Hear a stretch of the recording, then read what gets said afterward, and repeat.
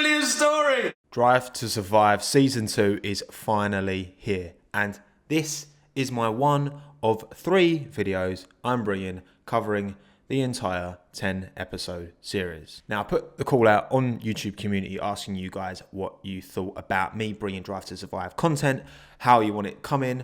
Most people said they want 1 episode per video, which I could have done, but also 47% of people didn't want that. And so I've gone with the 3 to 4 episodes per video to make 3 in total. And this is number 1. Now, if you haven't watched any Drive to Survive, hopefully you'll still find this video interesting. Obviously there'll be spoilers and I'll try and explain points as much as I can. Obviously I can't show the footage because the copyright strike hammer will come down hard on me. But if you have watched it, of course, you'll know what I'm talking about. I hope you all enjoy and let's get into it.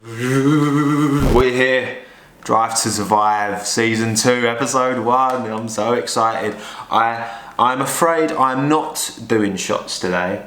I can't deal with shots, man. I got some tinnies in though, so my stomach's far too weak for that. But anyway, let's get into it. I'm joined by the boy, young Minton over there. Hello, son. Oh, look at him. Let's get into it. Man, in the recap, I forget that Sainz was at Renault and he got pushed out by Danny Rick. Worked out alright for him though, didn't it? Let's be honest. Melbourne, Australia. Oh, I'm looking forward to seeing what happened after Danny Rick's little incident, which we all know about.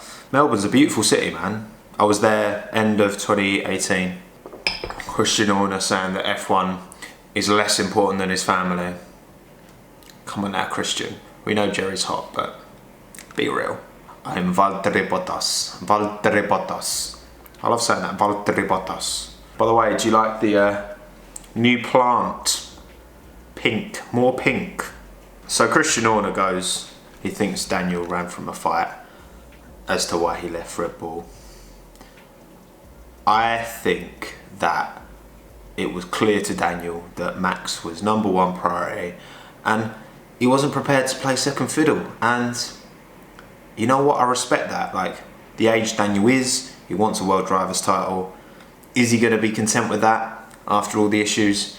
I think fair play to him. I think Horner is just a bit of a butthurt little bitch, if I'm honest. That's my opinion, that's my take on it. I don't know, I could be wrong.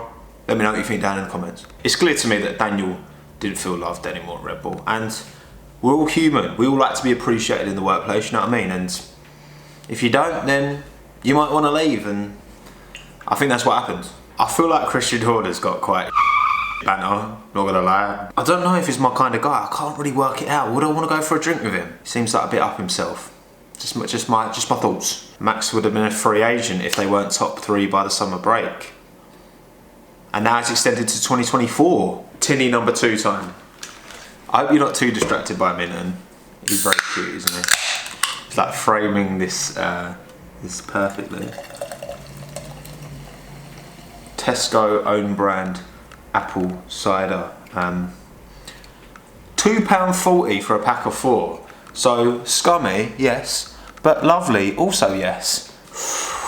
Christian Horner. The missing link in the last 5 years has been the power unit. I love how frosty he is towards Cyril. As much as I think Christian Horner is a bit of a muppet, he's a good panto villain. He'd be a great Bond villain, you know what I mean? Great Bond villain. Qualifying at last, Australia 2019. You know what? I rate the Haas setup. We're just seeing the factory now. It looks like just some industrial estate, which I'm sure it is. I'm pretty sure it is. I rate that, man. You see all these fancy like McLaren Woking setups and Ferrari and Red Bull, and this just looks like it's the council estate of Formula 1, you know what I mean? And I like that. I like that, I rate that. I know what's coming. The start of the race, I know what's coming. Daniel Avocado. Here we go. And it's lights out and away we go. Oh no, Daniel. It's coming. No, don't do it, Daniel. No. No. Oh, Daniel. Baptism of fire. I forgot how bad that was. Haas in the pits. Haas in the pits. We know what's coming. Ah, left front, left front. The wheel came off, didn't it? I forgot how competitive that car was in the first race. And remember, this is the Haas. This is the spec car that they reverted back to because this was the banger. Max, max, max, super, max, max, super, super, max, max, max, super, max, max, super, super. Max on Seb. Is he gonna get it? I can't remember. Yes! And obviously, Valtteri Bottas takes the win. To who it may concern, you. Well, Valtteri, you finished second, mate. So pipe down, son. Episode 1 is done. It sounds like this one's going to get a bit tasty with Haas. Oh goodness, you do not disappoint, do you? You do not disappoint. It's mad how they finished 5th first season as well. Everything that could have gone wrong went wrong. Gunter is literally the Gordon Ramsay of F1. He's so angry. I've got bloody Gunter Steiner just wandering around London. Imagine, I would love to bump into Gunter Steiner on my lunch break. That would be, oh no! Ah! It's William's story! He's actually on the screen! No! No! Get is sick! He's so full of oh, Gunter, mate, you fell for it. You fell for his facade. In his chopper as well. Pulling up to the team launch in his chopper.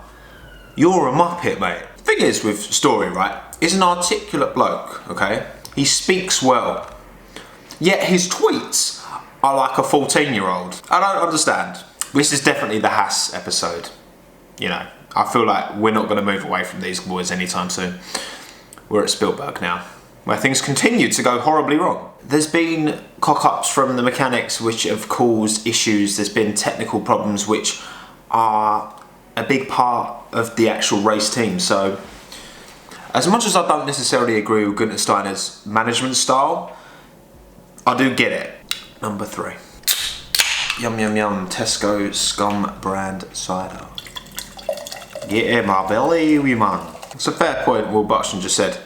Possibly the reason the Haas development didn't go forward and it didn't stay stagnant, it literally went backwards, is because they were so reliant on third-party parts and components and that from Ferrari. Wow, man, Gunter's got no chill. Fully just like, make this car better or you're sacked. And here he is, Gene and Gunter. Let's have it out, boys. Oh, I can't even look at him. This is an uncomfortable conversation. Race day. You know what? I'm really rating Haas, man. I really feel like an affinity with them watching this. I don't know. Underdog, you know what I mean? Underdog. I rate the underdogs. I'm glad I put them top of my livery leaderboard. I'm glad I did. Because I think I'm going to keep an eye on these boys this year. I feel like Haas are my team, you know what I mean? Unfortunately, in the race, things didn't quite go to plan. Lights out, and away we go. Just fell back through the field. I feel like this was a really stressful team to work for last year. Gunter's given AL the, I guess AL is like the race director, like chief mechanic, I'm not really sure. He's getting the brunt of it. He's getting the brunt from Gunter. The thing is with Williams knew they were walking into a mess last year. Haas expected big things. To have such an L of a season after what happened the year previous. Yeah, man, like you can see why it was hard for them to take. Literally, it's the corrosion. I wasn't watching it anymore, I couldn't give a f. Let's just go home. Stick it in, lads. We're done. Alright, we're done. I wasn't expecting to see Gunter Steiner chopping an onion in this, not gonna lie. Nice house though, so it's obviously paying alright. Here we go. Silverstone, I was here. Great race. Not for Haas, but a great race for me. I very much enjoyed my day. And this was the day the tweet dropped from Rich Energy. Here we go, come on story.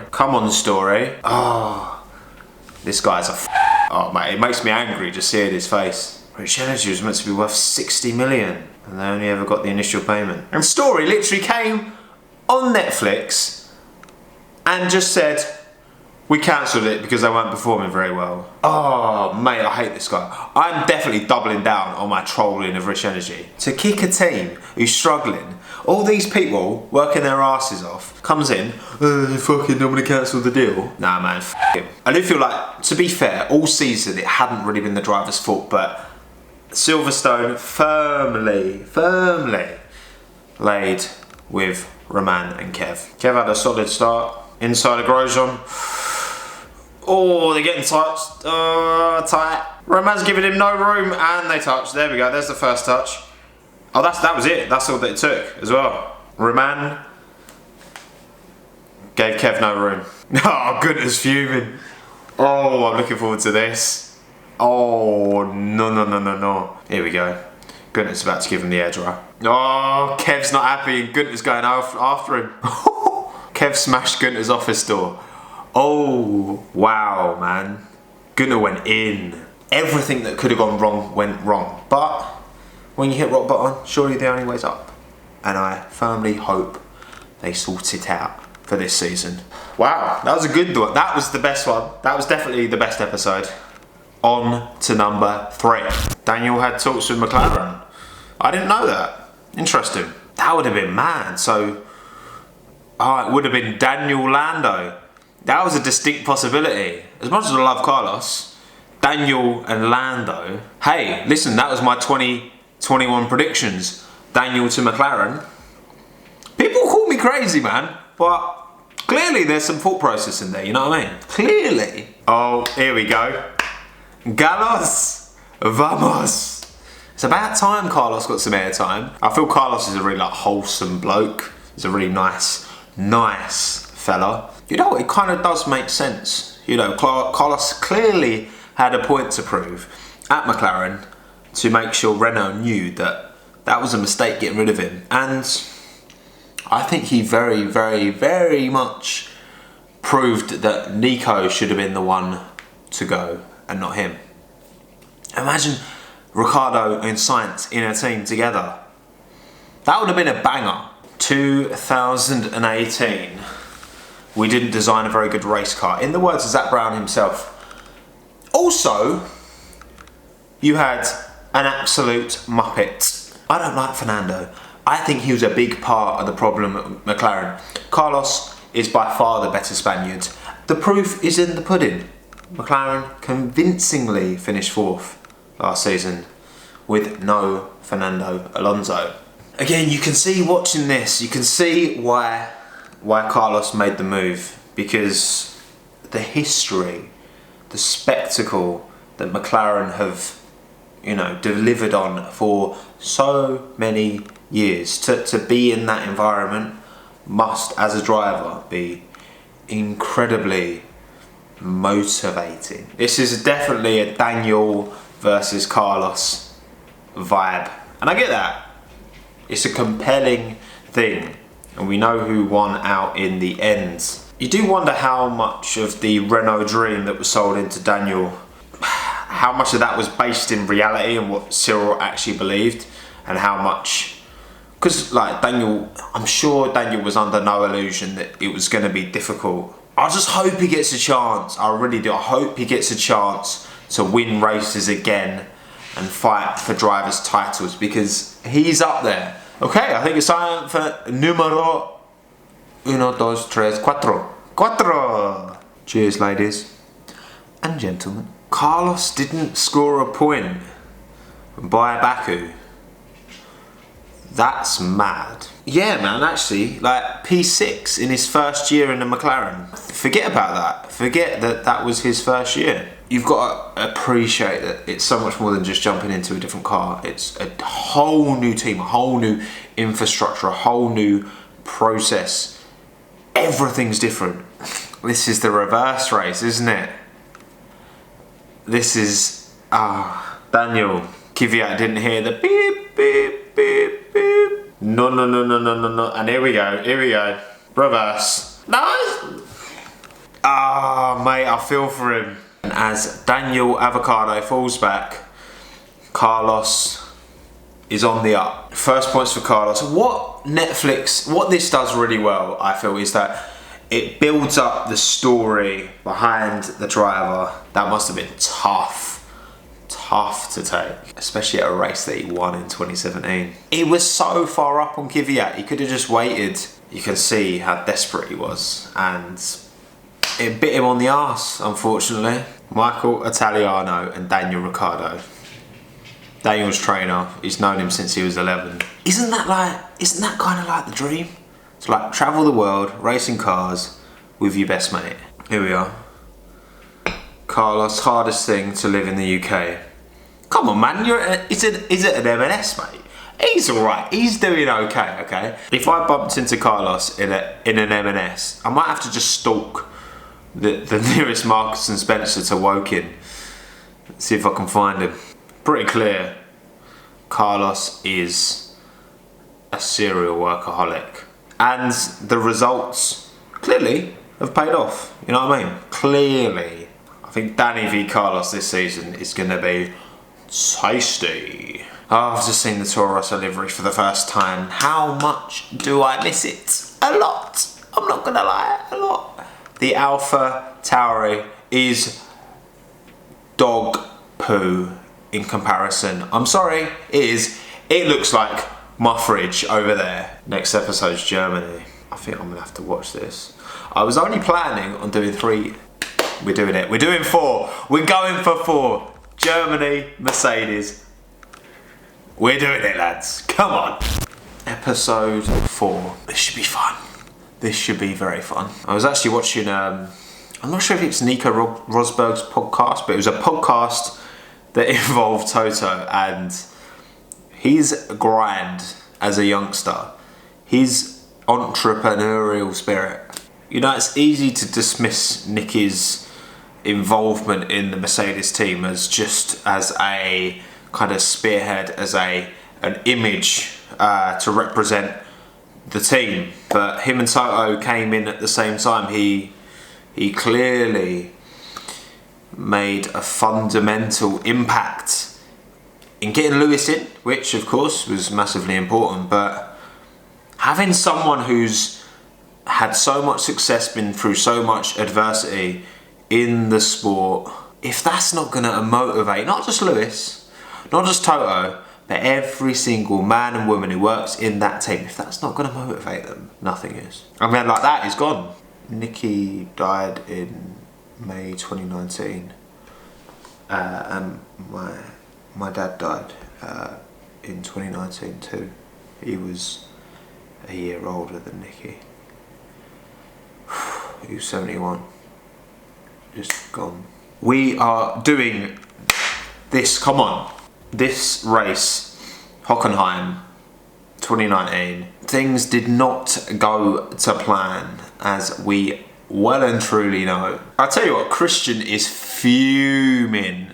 You can see how angry he is that Mercedes firmly knocked Red Bull off their pedestal. Lewis definitely has something that comes from his growing up, his parents.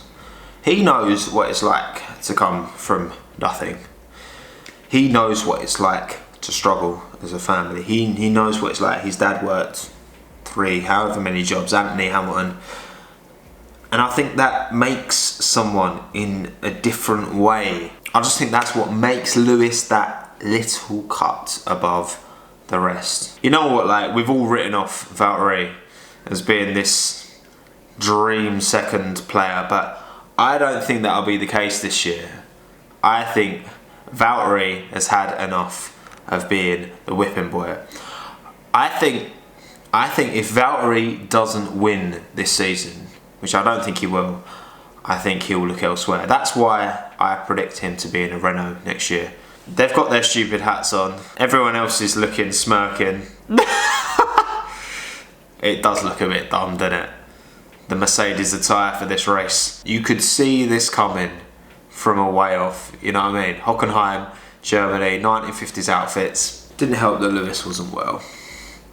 Clearly he wasn't. He clearly wasn't on his job. It was almost like the perfect storm. You've got a driver who's not on it because he doesn't feel well, and a team that are, you know, they're not on focus, they're not on 100% because of all this faff and palaver around the race weekend. Hamilton took P1 with the flu, half a second quicker than his teammate. Race day at Germany.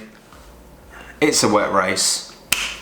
What we had all been waiting for. This is the on the edge. You know when I talk about my Formula E video, how I don't feel the drivers are on the edge. This is the on the edge I am talking about. When you can see how much power they're just trying to hold it, they're trying to catch it. Oh, here we go, Lewis.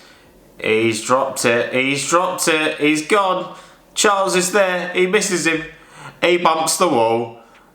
He messes up his front bumper. It could have gone a lot worse. Unfortunately, Mercedes weren't quite ready for him, were they? Here we go. Longest pit stop in history begins now. Oh, Nico in the wall. Lewis drops it. He got so lucky. He got so lucky. You can see that Lewis does not take losing well. Oh, Valtteri, man. Oh, here we go. Turn 1. Against my boy Lance. He would have got through if he'd have just not dropped it. And this was the race. This was the race. Netflix were here. And they took the L. How much this loss hit Lewis. Like, he cruised the title this year. He does not settle for anything less than perfection. That's what it takes. In whatever you do, whatever discipline, sport, non-sport, work, whatever. If you've got that determination, that in-ear, that proper determination, that grit to be number one, nothing's going to come in your way. Nothing. Episode 4 done. It's looking pretty Red Bull. Next episode, which will be very, very interesting. But we'll see. Back to the studio. And there we have it. 4 episodes covered. 6 more to go. I'll be bringing 2 more videos to cover the rest of those. Please drop a like on the video if you've enjoyed it and subscribe if you're new and you want to see more. What do I think so far of Drive to Survive? It's met my expectations. My expectations were pretty high and I found it thoroughly entertaining.